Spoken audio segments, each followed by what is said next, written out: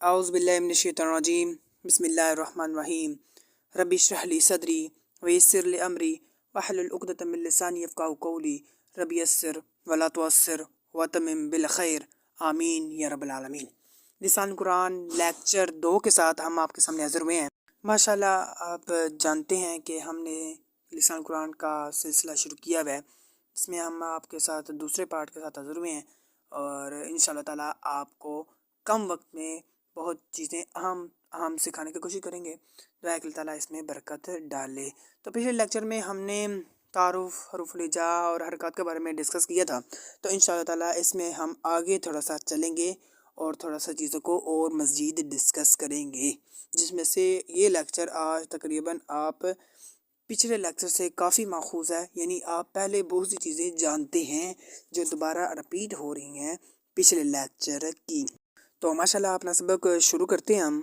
तो सबसे पहले हम जो डिस्कस करते हैं वो हम तनवीन को डिस्कस करते हैं।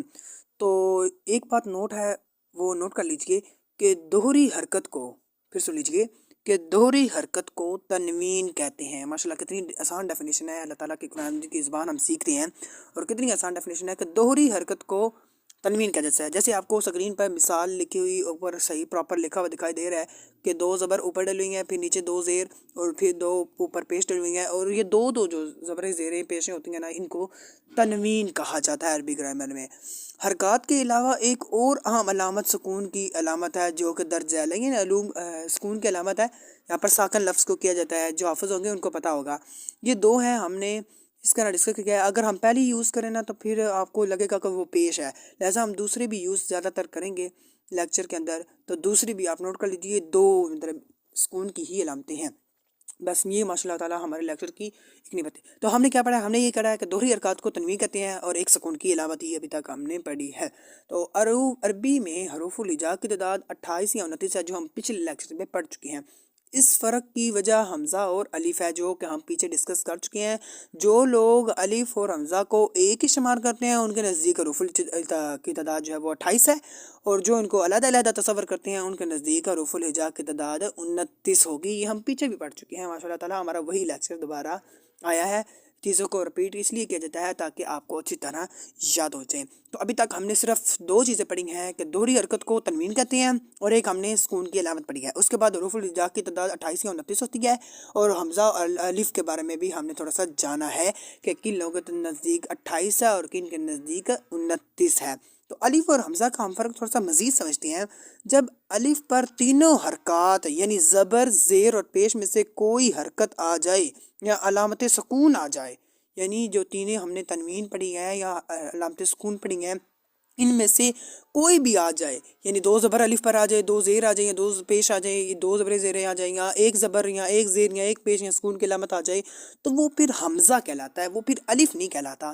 क्योंकि अलिफ और हमज़ा का जो फ़र्क है ना, वो असल ये है कि अगर उस पर कोई हरकत आ जाए अलिफ पर तो वो हमज़ा हो जाता है, और अगर खाली वैसे डंडे की तरह रहे तो वो अलिफ होगा। तो याद कर लीजिए कि जो डंडे की शक्ल में हो, जिस पर कुछ भी ना हो, वो अलिफ है, और जिस पर कुछ होगा तो वो हमज़ा कहलाएगा।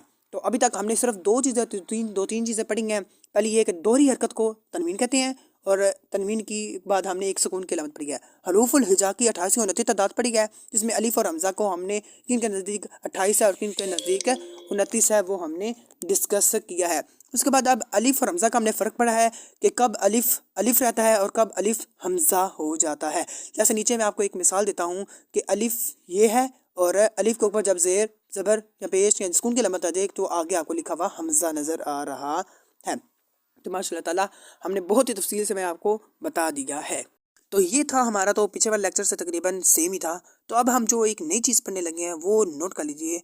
हरूफ और हरकत के मिलने से अल्फाज वजूद में आते हैं, जो बेमानी भी हो सकते हैं और बामानी भी। तो क्या मतलब है इसका? मतलब ये कि हरूफ और हरकत, यानी ये जो हरकतें हैं और हरूफ हैं, इनके मिलने से लफ्ज़ बनते हैं। जैसे मैं आपको फार्मूला एक लिख के बता देता हूँ, हरूफ प्लस अलामात इज इक्वल टू लफ्ज़। तो ये हरकत और हरूफ के मिलने से लफ्ज़ वजूद में आते हैं, और लफ्ज़ की आगे 2 इकसाम है, एक है बेमानी लफ्ज़ और एक है बामानी लफ्ज़।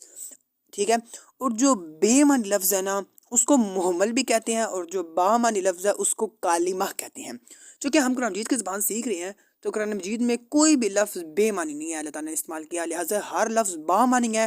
تو ہم یہ کہہ سکتے ہیں کہ قرآن مجید کا یہ لفظ با معنی ہے۔ ماشاء اللہ تعالیٰ آپ کو معلوم ہے کہ آپ ایک چیز سیکھ چکے ہیں۔ آپ قرآن مجید اٹھائیں، قرآن مجید اٹھا کے وہاں پر کوئی بھی لفظ پر ہاتھ رکھیں اور کہیں کہ یہ کلمہ ہے۔ آپ سے کوئی کہے کہ کلمہ قرآن مجید میں دکھاؤ، تو آپ قرآن مجید کا کوئی بھی ایک لفظ اٹھا کے اسے کہہ سکتے ہیں کہ بھائی یہ کلمہ ہے۔ ماشاء اللہ تعالیٰ آپ کسی کو یہ بتا سکتے ہیں کہ یہ لفظ کلمہ ہے۔ اور قرآن مجید میں یہ نوٹ کر لیجئے کہ کوئی بھی بے معنی لفظ نہیں ہے، تو ہم بے معنی لفظ کو پڑھیں گے بھی نہیں، کیونکہ قرآن مجید ہم سمجھنے ہیں اور قرآن مجید میں کوئی بے معنی لفظ ہی نہیں ہے، تو ہم بے معنی لفظ پر ویسے گفتگو کر کے اپنا ٹائم ہی ویسٹ کریں گے، لہٰذا ہم کوئی بے معنی لفظ پر گفتگو نہیں کریں گے اور با معنی لفظ کو ہی اچھی طرح سمجھیں گے، کیونکہ ہر کلمہ، ہر جو بات ہے وہ با معنی ہے، اور با معنی لفظ کو دوسرا نام کیا ہے؟ کلمہ۔ تو ابھی تک جو ہم نے پڑھا ہے وہی پڑھا ہے کہ دوہری حرکات کو یعنی اس کو تنوین کہتے ہیں، اور ایک ہم نے سکون کی علامت بھی پڑھی ہے۔ آگے 29 کن کی نظر میں، 28 کن کی نظر میں حروف الہجا کی تعداد ہے، یہ ہم نے ڈسکس کیا۔ اس کے بعد الف اور حمزہ کب الف رہتا ہے اور کب الف حمزہ بن جاتا ہے وہ ڈسکس کیا، کہ اس پر کوئی علامت آ جائے یا علامت نہ آئے تو الف رہتا ہے، اور کوئی علامت آ جائے یا سکون کی علامت آ جائے تو کوئی حرکات آ جائے تو حمزہ کہلاتا ہے۔ تو آگے ہم نے پڑھا ہے ایک فارمولہ پڑھا ہے، حروف اور حرکات کے ملنے سے لفظ وجود میں آتے ہیں۔ لفظ آگے ہم نے پڑھا ہے دو طرح کے ہوتے ہیں، بے معنی اور با معنی، چونکہ بے معنی قرآن مجید میں استعمال ہی نہیں ہوئے، ہم پڑھیں گے ہی نہیں، تو ماشاء اللہ تعالیٰ ہمارا ایک سٹیپ مس ہو گیا، ہمیں آگے نکلنے کا موقع مل گیا، اور با معنی لفظ کو ہم تفصیل سے پڑھیں گے۔ اور با معنی کے بارے میں ہم نے دوسرا نام یہ پڑھا کہ اس کو کلمہ کہتے ہیں، اور قرآن مجید کا ہر لفظ کلمہ ہے، اور آپ بتا سکتے ہیں کہ لفظ کلمہ ہے۔ آگے میں آپ کو تھوڑا سا یہاں پر ایگزامپلس دیتا ہوں، جیسے کاف لام میم، یہ قلم بننا ہے، الف نون سین الف نون انسان بن گیا، کاف تا الف بے کتاب بن گیا۔ یہ کاف کاف جو دوسرا ہے نا کیاف ہم پڑھتے ہیں، یہ حقیقت میں ایک تصور کیا جاتا ہے۔ تو ماشاء اللہ تعالیٰ ہم نے بہت ہی تفصیل سے میں آپ کو سمجھا دیا ہے، اور آپ کو تقریباً یہیں پر یاد بھی ہو گیا ہوگا۔ تو ابھی تک جو ہم نے صرف یہی ڈسکس کیا ہے کہ دوہری حرکات کو یعنی زبر زیر اور ڈبل زبر ڈبل زیر اور ڈبل پیش کو تنوین کہتے ہیں، ایک بات ہوگی۔ دوسری یہ کہ تنوین کے یہ علاوہ بھی ایک حرکت ہے جس کو سکون کی علامت کہتے ہیں، یہ حافظ جانتے ہیں، اس پر وقف کیا جاتا ہے۔ جیسے میں کہوں انسان، تو نون کو میں مکمل نہیں پڑھا، انسان یا انسانی یا انسان ہوں نہیں پڑھا، بلکہ ساکن کر دیا، تو یہ ساکن ہی کرنے کے لیے استعمال ہوتا ہے۔ تو دو چیزیں ہم نے پڑھی، تنوین پڑھی اور اس کے بعد سکون کی علامت پڑھی۔ اس کے بعد حروف الہجا کی 28 یا 29 تعداد کے بارے میں پڑھا کہ کن لوگوں کے نزدیک 28 ہے اور کن کے نزدیک 29 ہے۔ جو الف اور حمزہ دونوں کو الگ الگ تصور کرتے ہیں ان کے نزدیک 29 ہے، اور جو ایک ہی تصور کرتے ہیں ان کے نزدیک 28 ہے۔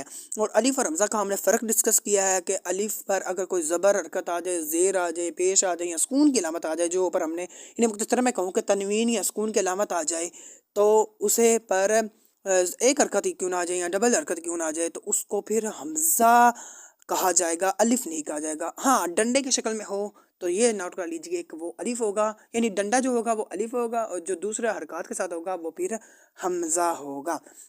آگے ہم نے ایک اہم فارمولہ پڑھا ہے، یہ بہت اہم فارمولہ ہے، حروف او پلس حرکات ان کے ملنے سے یا حروف پلس علامات کے ملنے سے لفظ بنتے ہیں، اور لفظ اور یہ بھی نوٹ کر لیجئے کہ لفظ بنتے ہیں، لفظ نہیں بنتے، لفظ بنتے ہیں، لفظ نہیں بنتے۔ ہم عربی اردو بولنے والے لفظ کہتے ہیں، لفظ بنتے ہیں، لفظ نہیں بنتے۔ اور یہ لفظ آپ کہیں گے تو یہ غلط ہوگا، غلط نہیں ہوگا، نوٹ کر لیجئے کہ غلط ہوگا، غلط ہوگا، سوری۔